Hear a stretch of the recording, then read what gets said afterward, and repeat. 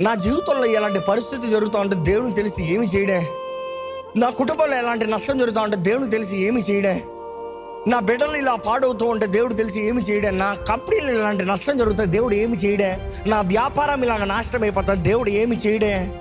మీలాంటి మన తలంపులు వస్తే దేవుని ముందు మీరు సరిగా ఉన్నారా చూసుకోండి. దేవునితో మీరు సరిగా లేకుండా, దేవునితో మీరు ఐక్యపరచబడకుండా, దేవుని బిడ్డలుగా మీరు బ్రతకకుండా దేవుడు మీ జీవితంలో కార్యం జరగాలంటే జరిగేది కాదు. మీరు దేవుని బిడ్డలుగా పరిశుద్ధంగా దేవుని సమర్పించిన వారుగా మీరు బ్రతికి మీకు అలాంటి పరిస్థితులు వస్తాయంటే దేవుడు మిమ్మల్ని పరీక్షిస్తున్నాడు, పరీక్షను అనుమతిస్తున్నాడు. మీ జీవితంలో మేలు జరిగిస్తానికి, మీ జీవితంలో విలువను తీసుకొస్తానికి.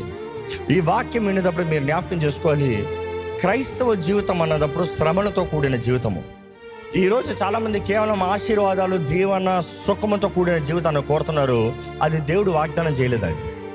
దేవుడు వాగ్దానం చేసింది ఒకటి ఉందంటే, నీ శ్రమలు కూడా నేను ఉంటా, నీ పోరాటాలు కూడా నేను ఉంటా, నీ కష్టములు కూడా నేను ఉంటా, నీ నష్టములు కూడా నేను ఉంటా. ఆయన ఉంటాననేదే మనకు వాగ్దానం, కానీ శ్రమలు ఉండమనేది కాదు వాగ్దానం. శ్రమలు లేని జీవితం నువ్వు కోరుతున్నావు అంటే ఈ లోకాన్ని దాటిపోవాలి. ఈ లోకాలలో దాటిపోయి ఈ లోకంలో ప్రతి పరీక్షలో నువ్వు నిలబడతా మాత్రమే శ్రమలు లేని ఆ నూతన భూమి ఆకాశంలో మీరు వెళ్తారు. ఈ లోకంలో ఉన్నంత వరకు శ్రమలు ఉంటాయి. Get that fact, get the reality. ఎందుకంటే